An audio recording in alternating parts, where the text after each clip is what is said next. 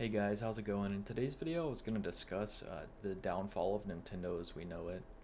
I wanted to jump into this by talking about the Wii U and how the Wii U was actually an amazing system. It was just greatly misunderstood. I mean, just look at the roster of games we got. We got a new Pikmin, Star Fox, and Splatoon was introduced as a new IP for the system. The Wii U home screen was probably one of the best UIs Nintendo has ever done. It was really cool to come home and boot up the system and see the Miis just sitting there chatting with each other and showing off their random artwork, which they also did end up incorporating into Splatoon as well, which was nice to see. It gave off a really cool chat room vibe, even though you couldn't actually interact with the other Miis. It just felt alive, and the menu music on the Wii U was so good. The 3DS is extremely popular today. I've seen tons of videos online of people modding their 3DS and using it all the time as their primary go-to system because let's be honest, guys, the Switch is just too big and bulky to carry around. Unless you're a passenger princess or have bottomless pockets, you likely aren't carrying the Switch around with you. I mean, pretty much everyone was in love with the 3DS features, like Street Pass and Mi Plaza, and then there was the other ones like Face Raiders and the AR card games, which if they were released today, Nintendo would be charging us $30 a piece and an extra $25 per AR card. It's really sad because the old Nintendo charm just isn't a thing anymore. They've fallen into the minimalistic design choices, to say the least, and with the way the eShop runs, it looks like they've also adopted some minimalistic coding practices as well.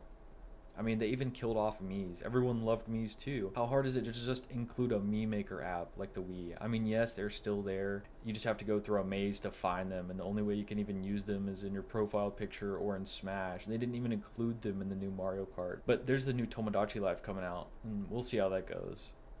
I'm honestly surprised Nintendo actually decided to make a sequel for an IP that people care about. No, but really though, the Switch doesn't even feel like a Nintendo system. It has nothing interesting going for it. There's the excuse a lot of glazers use is, oh, well, it would just bog down the system anyways. It's for gaming, not sitting on the home screen. I mean, if you're playing a Nintendo console for performance, then you might as well just whip out your phone because I'm pretty sure that could run Breath of the Wild with better FPS than the Switch could. Nintendo also said that the Switch is meant to be strictly a gaming system, but that's a pretty terrible excuse if you ask me. I mean, the PS5 even had the decency to include something. I mean, sure, it's a downgrade from the themes of the PS4, but at least on the PS5, when you hover over a game, it shows a picture of the game and it has some nice music playing in the background, versus the Switch, which literally has nothing. A couple days before the Switch 2 came out, Nintendo pushed out an update to the original Switch where they updated the UI, and apparently that is the exact same AI on the Switch 2, which removes part of the appeal for even buying the new console. I mean, the whole appeal of the new console is that it's this new different thing, and Nintendo took that away. If you've already bought a Switch 2, you'll understand exactly what I'm about to say right here, but right when I got back from picking up the Switch, I went to boot it up and I was like, no way! They actually brought menu music back. Then as soon as you fat finger your language and Wi-Fi password in, it's gone forever. That's a whole track some intern poured their heart and soul into just for us to only hear it for 45 seconds. I mean, everything about the Switch 2 sucks. Sure, there's going to be some good games like the new Kirby Air Ride, which doesn't even matter anymore since we're getting Star Garden now. I mean, it's like they downgraded on purpose. The previous iterations of the eShop were great, and I don't even need to tell you how great they are, or else you wouldn't be listening to the eShop music to study to.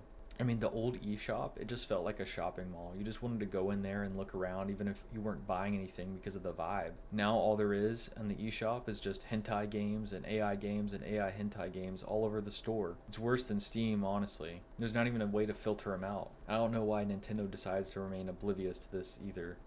Also, on a side note, the eShop is one of the most unoptimized pieces of software I've ever used. You could probably find some homeless person off the street and have them code better than whatever garbage this is. I guess what I'm trying to say here is that since the 3DS Wii U era has ended, things have gone for a nosedive with Nintendo. I mean, even Zelda, why write an actual story and have to waste a budget on something interesting when we can just make the exact same game but add a second layer underneath? Sorry, but the story in Tears of the Kingdom and Breath of the Wild is trash. None of these characters that they introduced are even memorable, except maybe Beetle and like the Die guy. I mean, as an exploration game, they're amazing, but in terms of story, they fall flat on their face. Do you even remember a single dungeon from either of those games? The only memorable fights were Colgera and the monk where Link gets a motorcycle.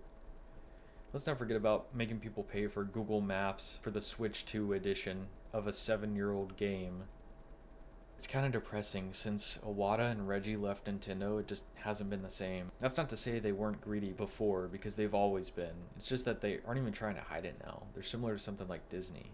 I hope someday we get a new handheld with as much charm as the old systems. The closest thing we have today is the Playdate, which, if you don't know, is a pretty cool new handheld anyone can develop for via their website. I'll leave a link for it in the description.